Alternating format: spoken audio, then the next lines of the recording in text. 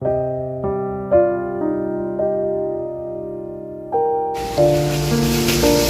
ko sa puti. Dua ka puti. Magadi ko ini. Oh. Pila na kabilog? Dua lang. Update tayo ngayon kay Ate Sya kung mayroon bang improvement sa kanya yung mga gamot, no? Kasi sa 12 ay babalik kami uli sa doktor po, mga kababayan. Kamusta? Ate Sya, mayroon bang improvement? Ate Sya, nakainom ka na ng bulong? Naghambal ka na bala. Nagsasalita na to? Oo. Ba't hindi man nagsasalita? Kung diri sir, hindi siya magsalita. Kung dito sa amin, yung... Pag sa inyo, nagsasalita siya. Oo. Dito sa tambayan ngayon, mga kabayan, tingnan namin. Kung hindi siya magsalita, kung walang improvement sa loob ng 5 buwan siguro, tapos mag-adjust siguro ng gamot yung doktor, ano natin sa sa doktor na kumbaga palang walang malaking improvement. Matiis ba? Sir, Ha? pagtulong mo. Oo. Tsagaan natin kung mapapansin natin na may improvement naman, tuloy-tuloy yung gamot. Pero kung nakita natin na parang wala pa rin, doon tayo mag-decide kung anong pwede mong magawa natin. Mahalaga, sinubukan natin kung paano siya matulungan. Puntahan ko po dito, mga kabayan, para makausap natin personally, makita natin kung mayroong mga improvement sa kanya. Ang tagal-tagal. Ate Sya, may kasama akong foreigner.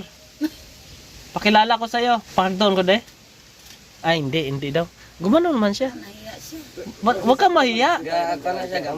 Oo. Ha? Dati ba nung nag-aaral pa ito, may ganito, isa mahiyain o palaistorya o ano ba? Ano gina siya? Ano, parang di humarap sa tao, parang ganun? Nung ara gina iya kuya. Ah.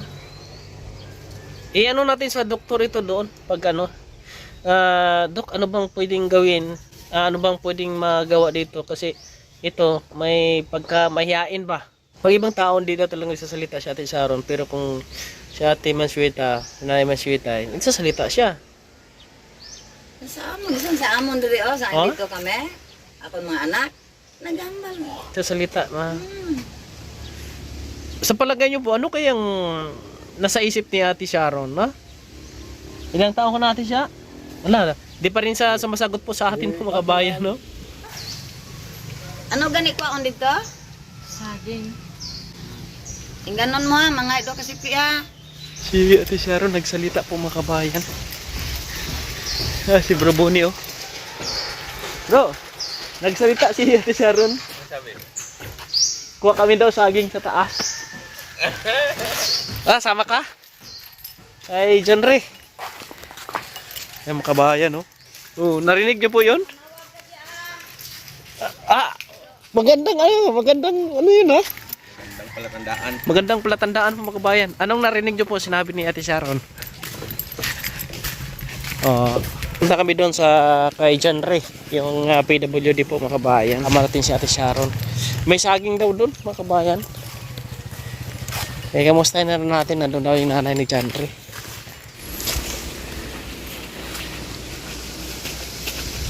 Kabatiin na. Sila ko sa puti.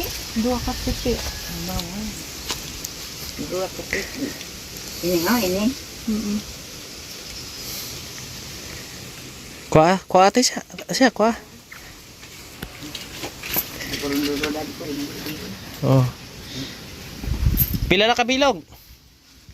Bilan na ko na kong bilog. Pila ko na kasipi. Dua lang. Dua lang. Dili, 3? Hindi, tatlo. Basta tatlo. Dapat. Ilang ni mama ni mo Mansuet. Inang duha lang yan. Ganda ng boses ni Ate Sharon.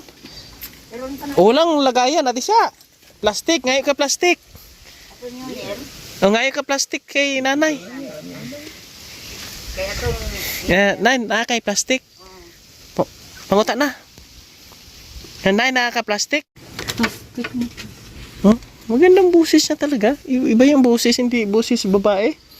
Parang boses ano? Namin ito si Aaron, hindi mo kantang panguna. Agakanta pala ito si Ate Sharon. Itong New Year, kayo lang diri ho. Nagkadala ko diri, ginangtadan ko sa kuan ba sa senior, ipaswa. Kumang kong dalagi sa senior lang ng pintinada. Yan o. Kurat lang siya, nay. Mula ka tata?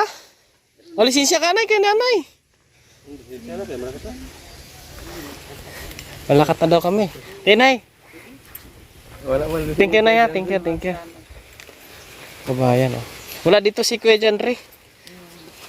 Mabalik na lang ko rin na. Ipos niya na mo istorya. May istorya gitu. Mahayo maganda pala busis nitong si Ate Sharon. Ay, may improvement to. May improvement sa kanya. Oh, yung bulong may ipik sa iya.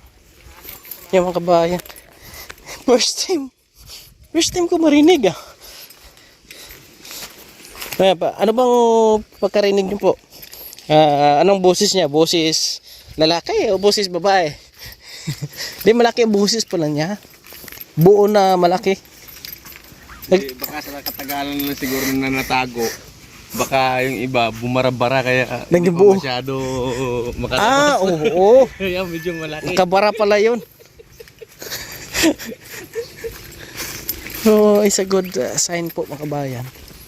Continue pa rin po natin yung kanyang gamutan po mga kabayan. Yung makikita. Tumaba si Ate Sharon. Hindi nyo kaya dati na. Kung makita nyo po yung dati niyang video, halos parang ayaw mong lumapit sa kanya kasi nga sobrang dumi, sobrang dugyot, sobrang parang ayaw mong lapaitan ba. Pero ngayon, no? Ayun, maganda.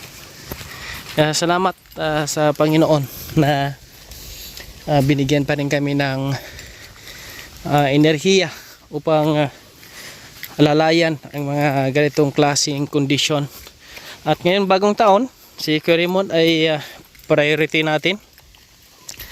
Yung mga senior na walang natatanggap na benepisyo, pinabayaan, at sobrang hirap ng kalagayan.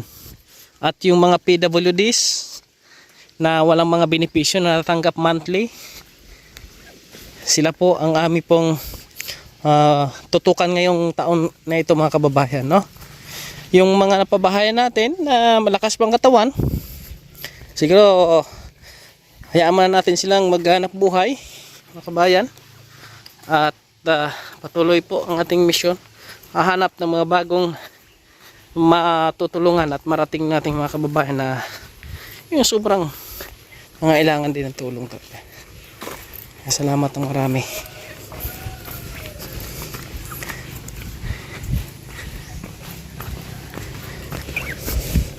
Shout out sa ating mga followers and subscribers, lalo na po sa ating mga sponsors. Maraming salamat.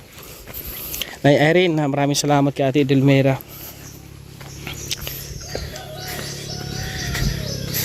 kay Ate Minda, kay Ate Rosalinda, sa lahat ng ating mga kaibigan. Ate Mary Jean, salamat po. Ate Nerita, Ate Agnes, sa lahat po ng ating mga kaibigan po na hindi ko na mabanggit.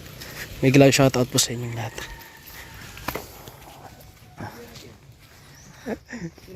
Nagsalita nga siya. Dirikin na, kuya. Sagot naman ng ayaw plastic. Plastic. Oo. Malaki lang boses ni Ate siya. Nahambal lang sa ganito sa amon. Parang si si Sharon Cunita. Malaki improvement niya pa kabayan.